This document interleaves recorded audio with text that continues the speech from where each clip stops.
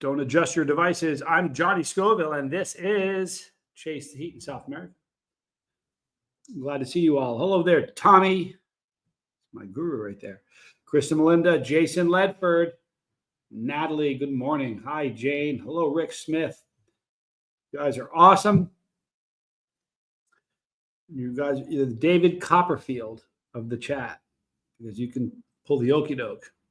You all hit the like button. That's what happens. So please hit that like button. Yes, this morning's was amazing. Tommy had a very, very high number of likes, which is fantastic. It's funny that when the algorithm, when a video does well, you know, over years and years and years, the algorithm, it promotes it. And now, lately, not so much. So we need all the help we can get, people.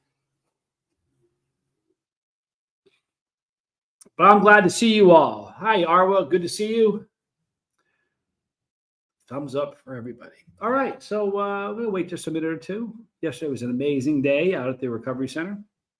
Got some cool videos. I don't know if you guys saw the cat. We haven't named him yet. We need to name that cat. It's a very cool cat. He's a little boy cat. Tommy's like, how can you tell? Because he's got two furry little grapes in back. I haven't seen that on a cat in person, and I can't remember the last time. What a cool cat, though. He was super comfortable, walked around everybody. Everybody seemed to like him.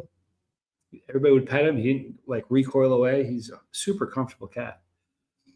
But I am glad to see you here. I just finished my coffee in perfect time. Otherwise, I'm drinking coffee while I don't like to do that. Barbara, good morning. Glad to see you. Thank you for being here. All right, so I'm going to talk about a couple things today. Just, you know what? Talk about things that everybody deals with and talk about things that everybody should be dealing with. Talk about faith, because we all have it. We have a lack of it, but either way, we have faith. Hi, Lilac Line. Good morning. Jane Aldrich. So good to see you all here. I'm going to talk about servitude as well. I got some pretty cool information about servitude, because we talk about it a lot. You know, rewiring the brain. Wait till I tell you about what servitude does to actually rewire your reward center. Isn't that exciting? Imagine if you had a blueprint, an absolute way you knew you could absolutely rewire your malfunctioning reward center. That's amazing to me. I think even people that don't have an addiction have a problem with their reward center. I think we all do to a degree. Could be wrong. Boy, I've been wrong a lot. Caroline, good to see you. Good morning. Thank you for being here. All right. So, you know, not to get crazy, but Hebrews 11:1 talks about faith. Faith is the substance of things hoped for, the evidence of things unseen. Having faith in something that you don't know is that it's faith. That's what faith is. But what do you have faith in? You have faith in yourself. You have faith in your children, your marriage, your friends, your God, if you're somebody who believes. But faith is a big deal. Like, how do you have it? Murphy, it's you. Checking in from work. Good to see you. I hope you have a great day at work, sir. Please have a good day. Be safe. You know, I kind of think it's interesting about faith, especially if you think about faith in God. I know a lot of people who say they don't believe in God. I know people like that. Do you guys ever hear the story about Helen Keller? You know who Helen Keller is. You know, deaf and dumb, blind. You know, she couldn't. What an amazing, amazing story. Connor Wrigley, good to see you. When someone first, I think it was Mr. Brooks, first told her about the name of Jesus, you know what her response was? She said, "Thank you. I've known him my whole life. I just didn't know what to call him." I think we all, whether we want to believe it or not, I believe that everybody has a belief in a higher power. I really think that.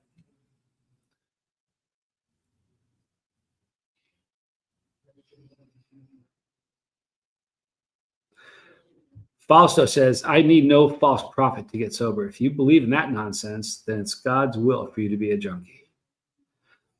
I don't think there's, here, everybody who is a sober person, straight up a miracle. So I believe that. I don't mean like a little miracle. I mean like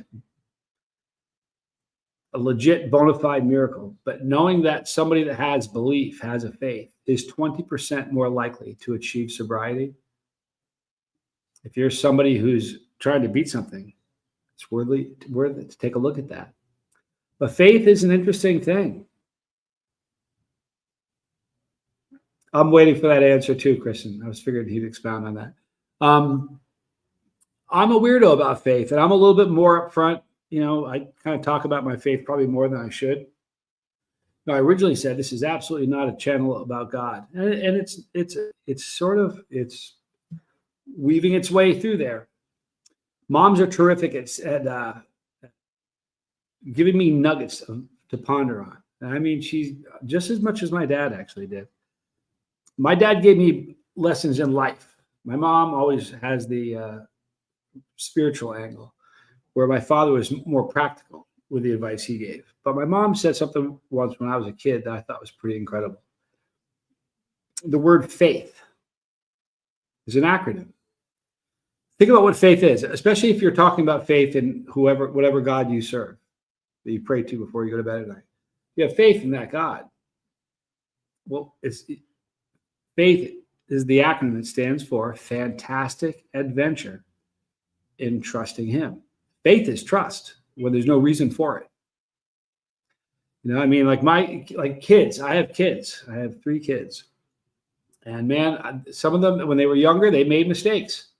Roberta, and I've heard them say, it's going to be different this time. Trust me, I promise. I want to have faith in my kids that they're going to do the right thing. But they're going to stumble always. They do. They stumble all the time. How many times do you forgive them? As many times as it takes, because they're your kids. But faith is a big deal. My faith has grown so much stronger. I jumped out of a plane. You guys have seen it a few times. I jumped 2 for the channel and once before the channel. I didn't know who packed my chute. Never met them. Didn't know who they were. It was interesting. When the first time Tommy and I jumped, we were walking through a hangar where they were packing chutes. And the lines were all laid out straight. I went to walk. I was really careful, stepping over the line. And everybody in the place kind of looked at me and like I had done like the unforgivable sin. They're like, you don't ever step over lines, because they take that stuff very seriously. But I had never, ever worried.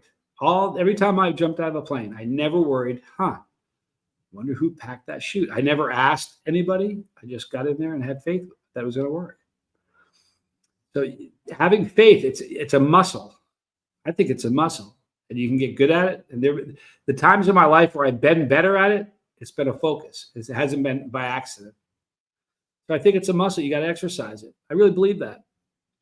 But I do believe that everybody knows. Everybody, I believe. And I could be wrong.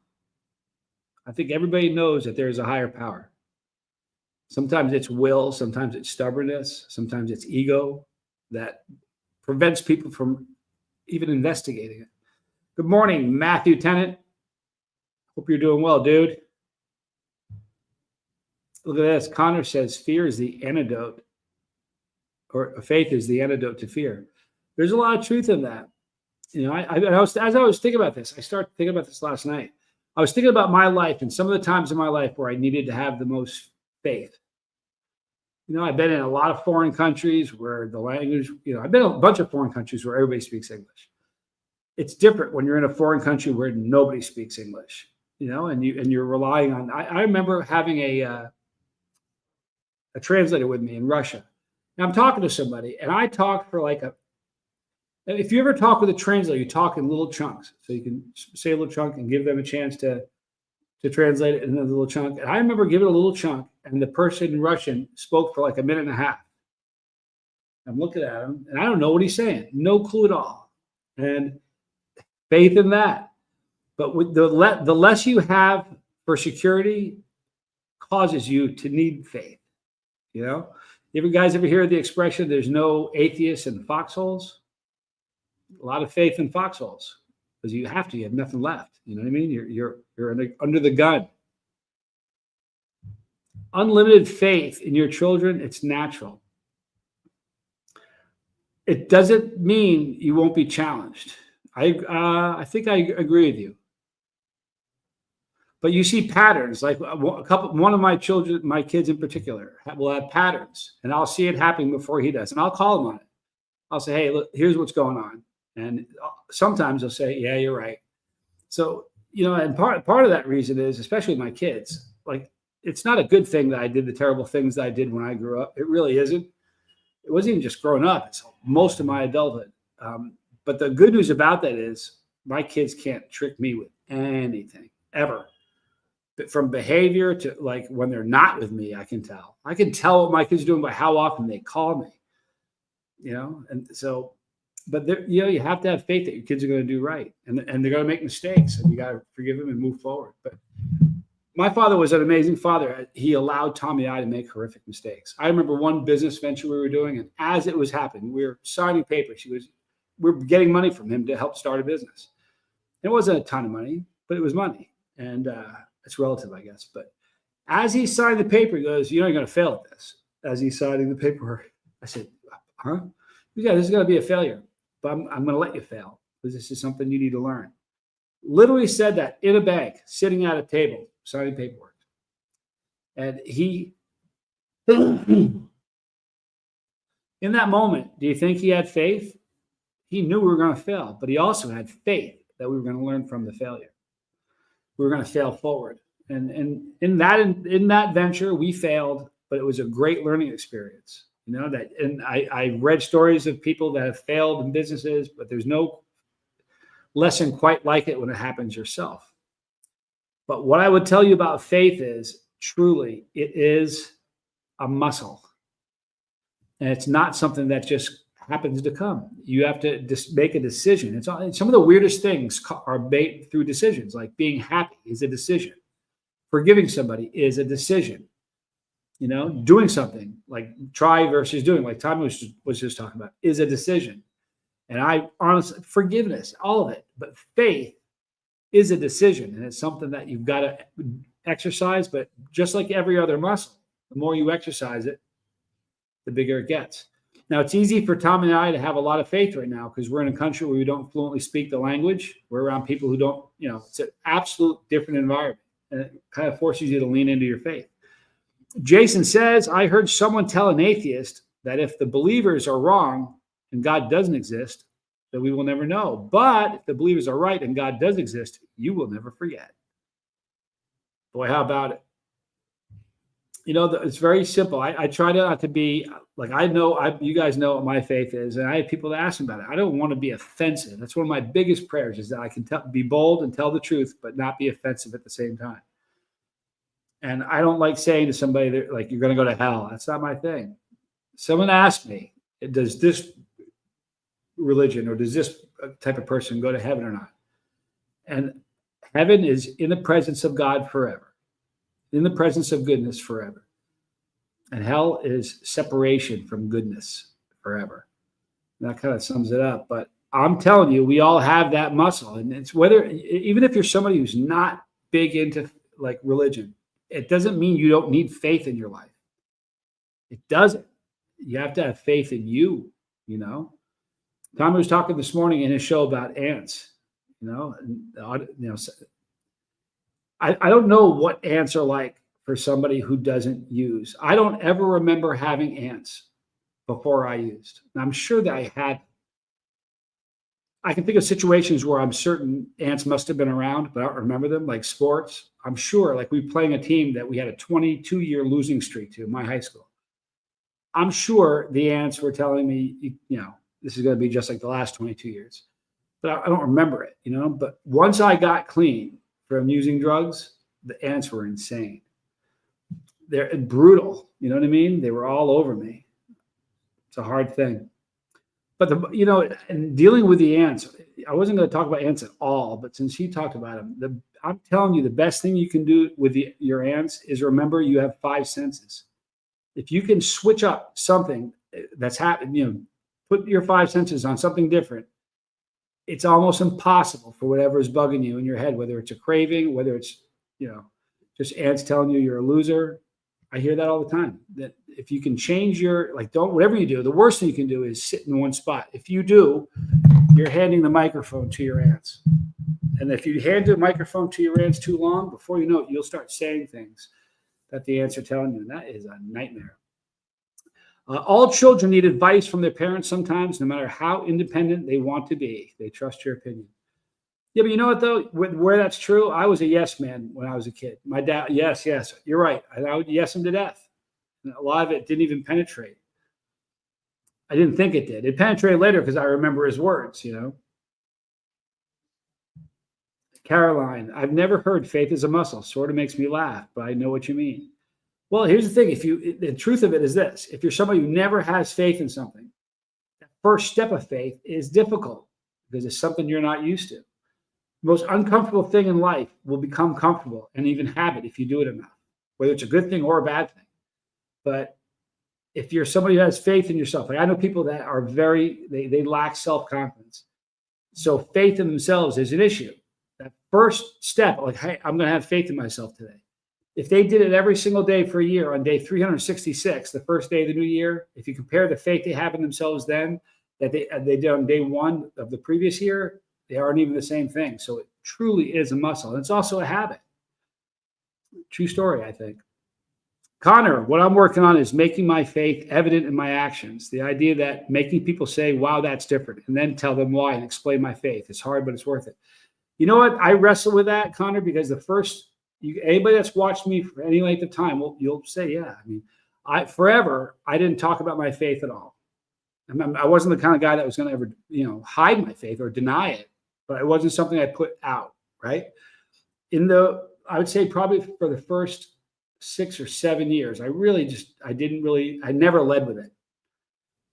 I had maybe 10, 12 comments that I got over the years where someone would say, are you a Christian, Johnny? I think you are. I have a funny feeling. During the time, those were my favorite comments, because those comments, forever, I wanted to have people see it in my actions, because its actions are stronger than words. We all know that. Once I kind of made the shift and say, I'm going to be more bold, I'm going to talk about my faith, I then looked back and say, was that just me taking the easy road? Me saying, I want them to see it in my actions. Was that also me saying, I really want to talk about it? When I first started the channel, there were things I didn't want to say because I didn't want to see my channel tank. Now I'm in a different season in life. And let me show you what's happened recently with the subscribers. We get a kick out of this.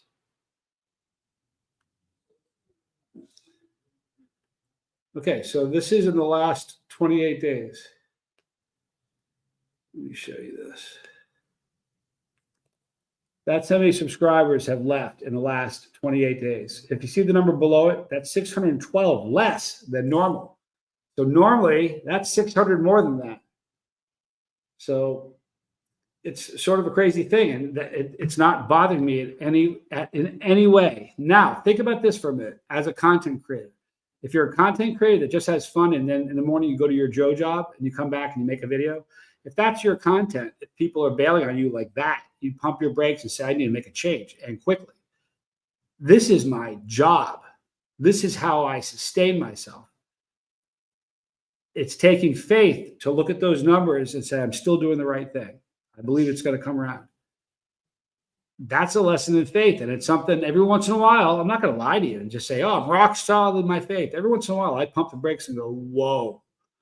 But then I read comments you guys put, and I'm like, I'm doing it right. But that's an important thing. So if you can remember that faith is a muscle, it really is. And you can choose to see it not as a muscle. But you can also see that the more you do anything, the better you get at it. So if you're somebody who's not really good at faith in yourself, I think the biggest problem is faith in ourselves, because it locks us. If you don't have faith in yourself, it can paralyze you, keep you stuck from doing anything, venturing out and doing something, So if you're somebody that lacks faith in yourself, really focus on and change that, and having some faith in yourself. If you do, that faith will grow. And it sounds silly.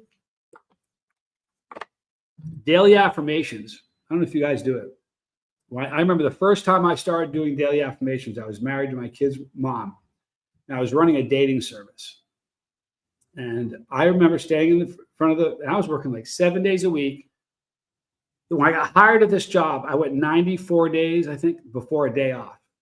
The first day I had a day off, I said to everybody in the office, I have tomorrow off. Everybody clapped because they knew I hadn't had a day off in months. I stood in front of the mirror that morning, and it was off to the side of the bedroom. My wife was in bed. And I was shaving. I looked at myself. I said, and this is what I said every day. I said, nobody's better at what you do than you are. Nobody, if it's going to be, it's up to me. So you're going to go in there today and you're going to be excellent. I'd say things like that. And my wife looked at me. I heard her say from the other room, man, you need a day off. She thought I was losing it. But the first time, if anybody's ever done daily affirmations, the first time you do it, it almost seems like, what am I doing? But you got to believe in it, which takes faith. But the more you do it, the more that faith will grow. I really believe that. Monk, I'm a monk. My dad's the coolest guy on the planet. Boy, my dad was too. But my dad would have loved your dad. My dad was amazing. Here we got a good one. Yep. And God provides us with what we need, even if that involves pruning the tree and having a little less. We always get what we need to do what we're called to do. It's almost like grace. God never loads us up on all the grace we're going to need in life at the beginning. Like right now, I don't have all the grace I'm going to need to get through the rest of my life. He doles it out.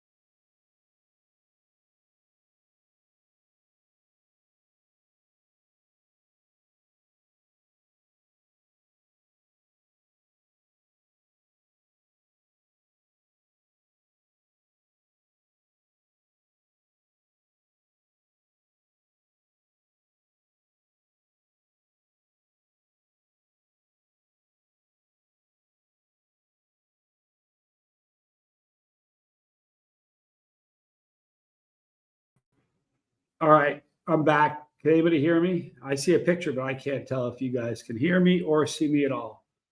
So if you could, a 5x5 to see if I'm still here. I don't know what was going on there. Developing country. Third world country is an interesting term until you live in one. Then you feel like developing is a lot nicer. All right, I'm glad you guys are still here. We're going to keep trying this. We'll see what happens. I want to shift now. So work on your faith. It's a muscle. Do what you got to do. It's an important thing. Servitude. Let me tell you something about, oh, look at that. I got a 6x5. Thank you guys so much. I got some things I found last night about servitude, and this one's critical. I didn't want to try to remember it because I want to get it word for word. Listen to this. Service keeps going. Maybe it's just me. All right. Well, hopefully it keeps going.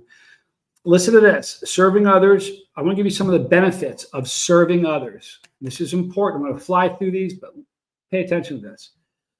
Scientific studies show that volunteering or helping others reduces symptoms of depression, anxiety, and stress. Uh-oh, I'm totally frozen for Caroline. Isn't that a bummer? Did you guys, is anyone there? I'm here. Can anybody else hear me? Throw a comment in there if you can hear me at all. Let me know what you're getting. Are you getting visual? Are you getting anything? Or is it just Caroline? I have a feeling it's not just Caroline. All right. Timothy Glass says he gets a 5x5. Not frozen for Natalie. All right. So we're going to keep going. All right. Super. Thank you. So helping other people reduces symptoms of stress, anxiety, and depression. How important is that? Think about that. Now, this is the big one. Are you ready? Listen to this one. This is insane. Helping other people activates the reward center of the brain. It's going to rewire your reward center. Listen to this. Especially the mesolimbic pathway. All right. It's the pathway in your dome piece in your brain, releasing dopamine, which leads to a phenomenon known as the helper's high. Have you ever heard of that? If you've never heard of the helper's high, put a 2 in the chat, because before I read this, I had never heard of the helper's high. So there's the first 2. It's me. I did not know that there was actually a term for the helper's high. If you watch videos, any of the videos of when we're at the recovery center or the night we get back or even the morning after, you're seeing the leftovers of a helper's high. Tommy, I don't use substances. That's our buzz. I didn't know it either, you guys. But so you can rewire a malfunctioning reward center simply by helping others. In the process, you're going to lower your depression, anxiety, and stress. If that's not a reason to help others, tell me what is. Right? It's just amazing. Fact. Are you ready for this? Hi, Spicy Jen, or Chili Filament and Spicy Jen. She's on day 2 post-knee surgery. She's walking. She's one tough cookie. Still has a good ways to go. Well, I'm glad you told her. Tell her hello, and we're praying for her. That's pretty awesome. So listen to this. People who regularly volunteer report greater life satisfaction and lower rates of depression. And the source for this is the Mayo Clinic and the National Institute of Health. You've all heard of them. Listen to this. Serving others fosters empathy and connection. Acts of service increase empathy, helping people to understand and relate to others' experiences. It strengthens social bonds, which is something that has been eroding for years and years and years. We used to have way more connection, and we don't anymore. So it strengthens social bonds, a key factor in mental and emotional well-being. How incredible is that?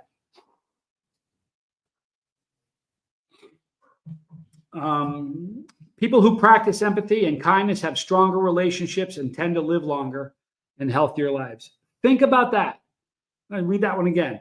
People who practice empathy and kindness have stronger relationships. I can tell you that's the truth, and tend to live longer and have healthier lives. That's the Harvard Health. Listen to this. There's only 4 points. Is it 4? There's 5 points. So just hang with me. Service builds character and purpose. All right. Listen to this. Servitude cultivates traits like humility, selflessness, discipline, and resilience. Makes sense. It often gives people a sense of meaning and identity, especially when facing personal struggles. So if you're going through something rough, help somebody.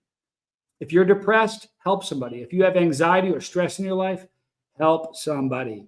Those things will lower those issues. Depression, anxiety, stress will lower. So I'm serious. If you're going through something, help somebody. Listen to this. This is an amazing thing. Viktor Frankl, a Holocaust survivor and a psychiatrist, found that meaning through serving other people was critical for psychological survival, even in extreme conditions. There were people in the Holocaust that were taking care of others around them. Think about this for a minute. At the recovery center, there's only beds. There's not enough beds for everybody. So when Max showed up, he was the 32nd person there, and they were already doubling up in a bunk. Every single one of those guys offered up their bunk to let him sleep in it. So and the 2 that were in that bunk stayed up to watch him and make sure he was okay that night. Now everybody offered their bunk. David selected which bunk it would be. But you think about that. Here's a bunch of guys going through withdrawal, recovering from a terrible, awful addiction. And when someone shows up while they're going through all the stress of that, what do you think their answer like? I can tell you what their answer like. They're savage. While going through all that, when a new person comes in that they don't even know, they said, I'll give my bunk up. You can sleep in my bunk. I'll watch him. I'll take care of him. You think about that. Stuff is amazing, people. 4, it's supported by faith and philosophy. Listen to this. For Christianity, all right, Jesus said, the greatest among you shall be your servant. Matthew 23:11. His life modeled selfless service. Islam, if you want to go to Islam, serving others is seen as serving Allah. Okay, the best of people are those that bring the most benefit to the rest of mankind. Even Buddhism, compassion, service is a path to enlightenment. Stoicism, true strength lies in serving the common good, not personal gain. So every religion, I don't care which one you believe in, servitude is a big deal. So remember that it's clinically proven to lower depression, anxiety, and stress. If you're in the chat right now and you've got any of these 3 or all 3, depression, anxiety, and stress, put a 3 in the chat. I'll go first. We all do it. It's part of the human condition. There's nobody here that doesn't have some stress, anxiety, or depression in their life, even if it's on a varying level. serve somebody today. Do something good for somebody that you don't know with no anticipation of anything coming back to you, and watch what that does for you. I mean, it's the mesolimbic pathway in your brain where dopamine travels. It's going to reward you for doing that. Getting high on your own supply, chemicals that are in your body naturally. It's amazing. Absolutely amazing. Helping others. This is a key one. Helping others helps you. Listen to this. Studies show that those who help other people are happier, more grateful, more resilient during hardship, physically healthier, lower blood pressure, and better immunity. These are all facts. According to Carnegie Mellon study, older adults who volunteered at least 200 hours a year had a lower risk of high blood pressure, a key indicator of health.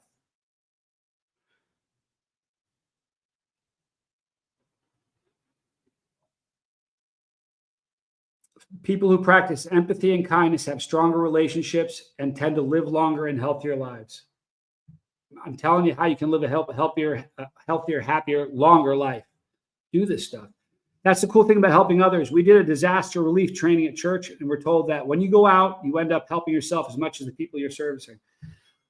I want to tell you something. Tommy said that, and it is, if you watch the video, I taped it from the back. I taped it so you'd only see the back of their heads. We want to maintain some anonymity for these guys. But I promise you, and he even said it to them, as much as those guys think we're helping them and we go out there, can I tell you, I wrestle with guilt about this. As much as we're going out there to help those guys, I feel like we're getting a greater benefit than they are. It's crippling. It's like, am I going out there to help me or them? I'm really going out there to try to encourage them. The word encourage means to give courage, and we're trying to encourage them, give them courage to face what's coming, because I've walked those roads, and so has Tommy. But in doing that, in supporting these guys, we walk away with a high, the helper's high that I talked about in the first part. It's amazing stuff.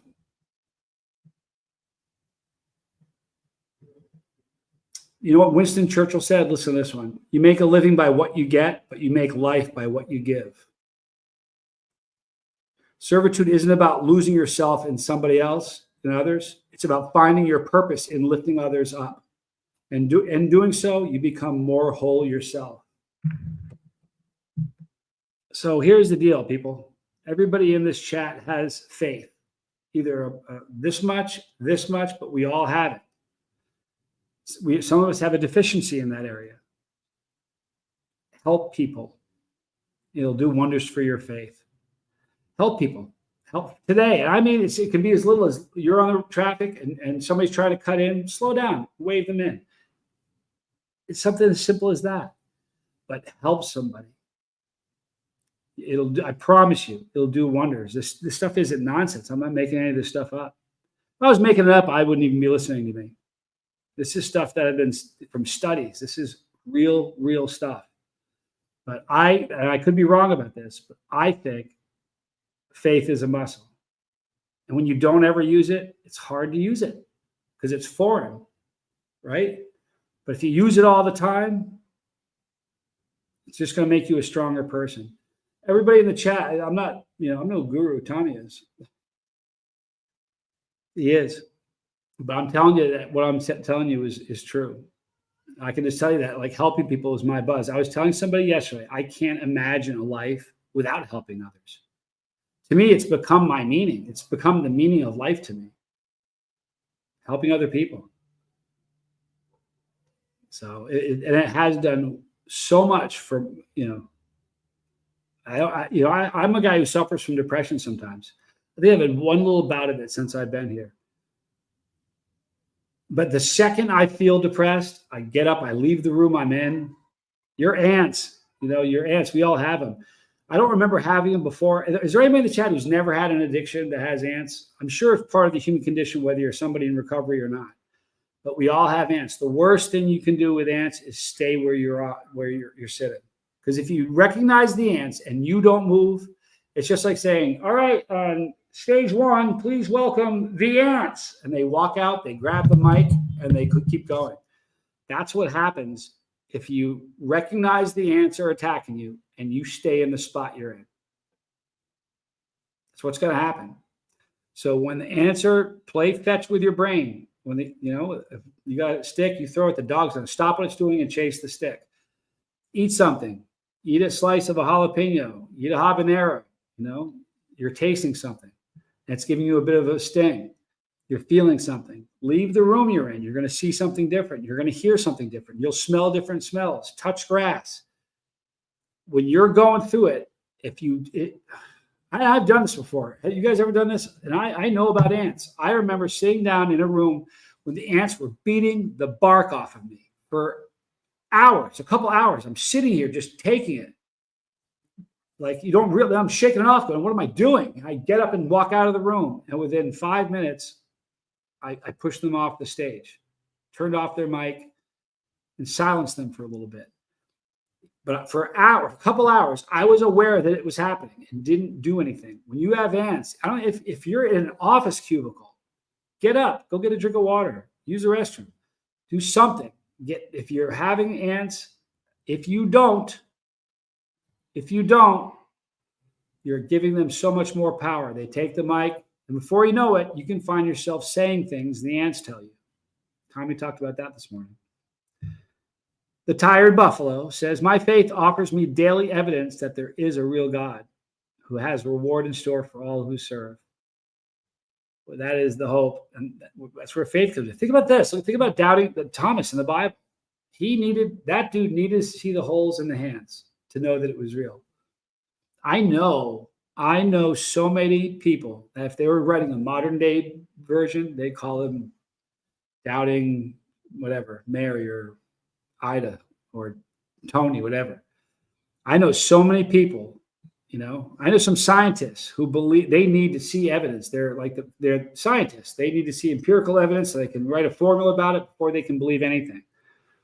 I'm just the opposite. Like astrologists, there's tons of astrologists that just don't believe in God.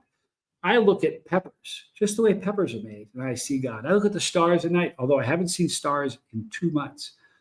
I see God in the stars. I don't see how somebody can look into a telescope and not just see God in that. It's weird. I'm weird, though. I know God exists. I know daily I'm struggling hard with the company I work for. As if it weren't for God, I would have almost certainly gotten myself fired. Needless to say, looking for a new job. Well, I'm praying for you, Jason. It's a hard one. You know what I always think every time I've been fired, or I've only been fired twice. 3 times, 2 by one company and 1 by a different company. They hired me, brought me back, and fired me. But every time I got fired, I thought there's something, God has got a plan and there's something better for me there, somewhere else. You got to believe that, but it's hard to believe it when the chips are down. But it's faith. Katie is starting to go crazy. Connor, I can't remember the chapter and verse, but Jesus says, blessed are those who do not see yet believe. I think that might be, it's not Hebrews 11:1. Hebrews 11:1 says that faith is a substance of things. I had it right here. Faith is a substance of things hoped for, the evidence of things not seen. The Bible's pretty good stuff.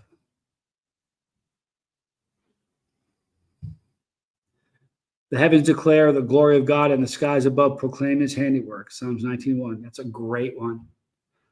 It really is. And you know what's funny? Faith, let me tell you something about faith and believers. And this is, I'm going to watch numbers tank, but this is the truth of it. If you get a bunch of believers together, they're like a bed of hot coals. If anybody in the chat's a believer, you've experienced this. You're in church around other believers, and you're more fired up. If you take one coal out of a hotbed of coals and put it off by itself alone, you know what that piece of coal does really quickly, right? Cool. In 5 minutes, you can pick it up and put it in your hand. You should take that piece of coal and stick that cold piece of coal and stick it in the middle of the hotbed of coals in 30 seconds. What's that coal doing again? Fired up. We're like that because we're drawing on the faith of others. When you have a shared experience, you're drawing off their faith as well. It's almost like going to a movie. I was talking to somebody last night. If you see a scary movie and you see it at home in your living room by yourself, it's scary.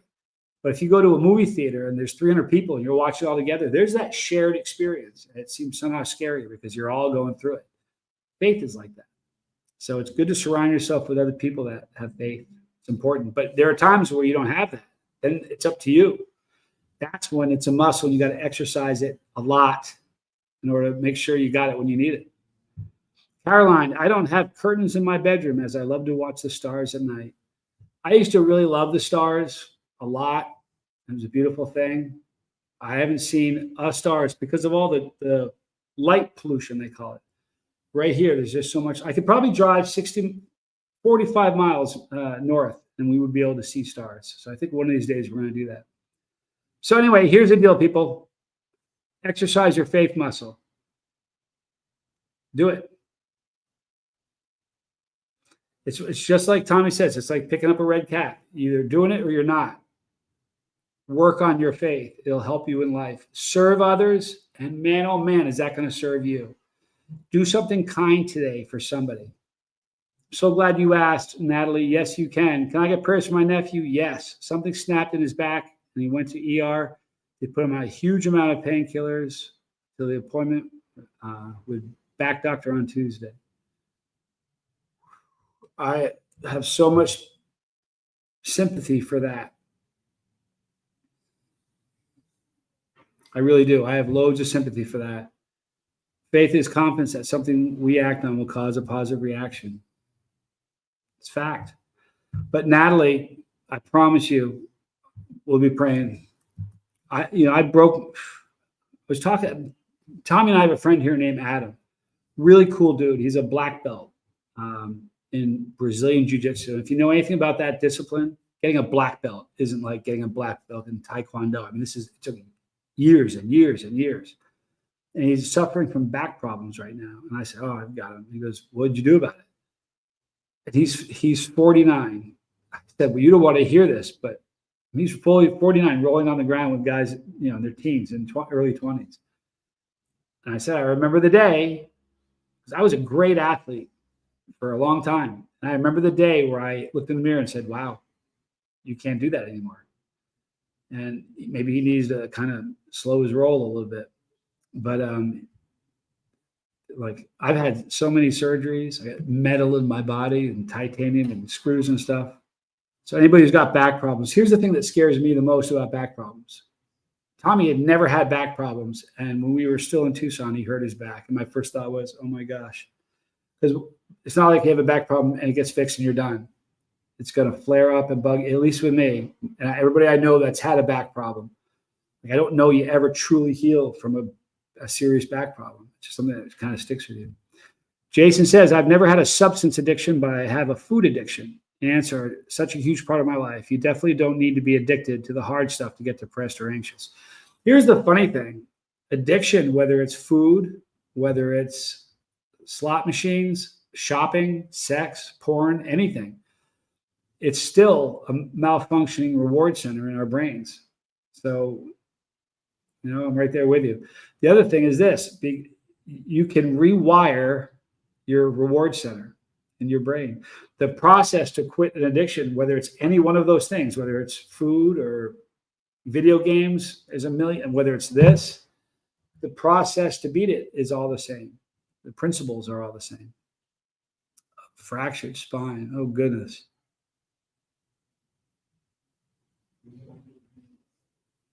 He's already had a back surgery once. Oh, goodness. Lisa Trimble. Glad you're here, Lisa Trimble. I've had half a dozen back and neck surgeries. They want to do a big fusion in my lower back. And I'm like, think about a fusion in your lower back. Anybody has back problems, this is what you should worry about. If they fuse, if you have a problem right here, they fuse it here so that you're stuck. And eventually, when you fuse bones like this, what ends up happening is the bone here and the one here begin to get weak. And over time, if you get it when you're too young, before long, you're turning like the RoboCop dude. You can't really rotate, and it's a problem. The neck surgery I had, he has a neck problem. This guy Adam, and we were talking about it. He goes, "What'd you do?" I said, "I had surgery." He goes, "What kind of surgery did you have?" I had I don't know if it's a C3 or C4 corpectomy with an anterior approach. So the doctor came into the room after I was examined, and he goes, "Don't move." Like I was holding like a jar of nitroglycerin that explodes. I'm like, "What do you mean don't move?" He goes, "When did you break your neck and your back?" I went, "I haven't broken my neck or my back." He goes, "Yeah, you have." And I wasn't going there for a neck problem. My back hurt. My neck didn't even hurt me. Yet the neck was the bigger of the issues. And he goes, "No, man, you have the spine of a 70-year-old athlete." And this is when I was 30. So he tells me that I need they cut me right here, and they went in and took out, I think it was the fourth vertebrae, and threw it out. He goes, "We're going to put one in from a donor." I said, "A donor?" He goes, "Yep." And he goes, "Then we're going to fuse the two together with the titanium plates and some screws. Easy peasy," he said. So then he says to me, "Do you want freeze-dried or fresh?" Now I'm a clown. So I'm like, "Are we talking coffee now? Or are we still talking about, vertebrae?" He goes, "No, if we do freeze-dried, we can do the surgery tomorrow. Because we have it. It's from a donor, a cadaver, somebody who died. If it's a fresh one, we can't do it now. We got to wait until that person shows up. So in other words, I got to wait till somebody dies." And he said, "Kind of how it works." So I was trying to make it look like I was scared of rejection, because there's a higher chance of rejection with the frozen bones. So I said, "Well, I don't want the higher chance of rejection. I'll take the fresh one." And I did that because I didn't want the surgery. And I figured it was going to take a long time for that surgery to happen. Sitting around waiting for somebody to die. So I said, no problem. We'll do the fresh." And he goes, "Okay, we'll call you." I was home for 2 days. "We're ready. We'll do it tomorrow." I'm like, "Are you kidding me?" So I went in, and they said it was going to be a 2-hour surgery. And it went 5 or 5.5.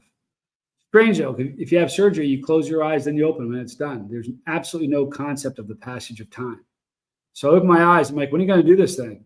It took a while to kind of wake up. I said, "When are we going to start this thing?" He goes, "No, you're done." I said, "I'm done?" He goes, "Yeah, how do you feel?" I said, "I feel fine, but I'm sure it's because of the dope you got me on." Then he had me wear a neck brace, and that was it. But once you start getting back surgeries and neck surgeries, to me, back surgeries are like tattoos. I don't know anybody who's had one of them. I got a lot of tattoos, tons of them. I've had a lot of surgeries. Cindy, I am sorry, got distracted with life. Wanted to pop in and say hey. I love you all. Hugs, love and peace, and stay safe, family. Remember, you like button.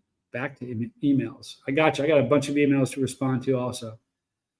All right, so I'm going to wrap it up, you guys. Be kind to somebody today. I promise you. It'll be the Chase the Heat challenge for the day. Go out today and do something kind. Help somebody you don't know. Seriously, if somebody's carrying, like the other day, we went to the grocery store and came in. Our cab driver, I tipped him an extra $1 when he got here. He carried our groceries. I'm trying to pick him up. He carried a bunch of our groceries to the elevator and wanted to come in the elevator with us and help us take them all the way up to our place. We're like, "No, we got it from here." We talked about him all day. How we were blown away by that. Now, granted, it may have been because I gave him an extra $1, but do something kind for somebody today. And then tomorrow, I'm going to ask y'all if you did it. And you can all tell me, you can tell me what you did. You don't have to, but you can tell me if it helped. Love you guys. Let's remember Natalie's, what was it, a friend or I can't remember. Natalie, what? Everybody here needs prayer. Where is Natalie's nephew? Okay, so Natalie's nephew, pray for him. Pray for everybody in this chat. I pray for you all. Thank you, Matthew Tennant. You're a good dude. All right, guys, we'll see you tonight. Be kind. I'm Johnny Scoville, and this was Chase the Heat, South America.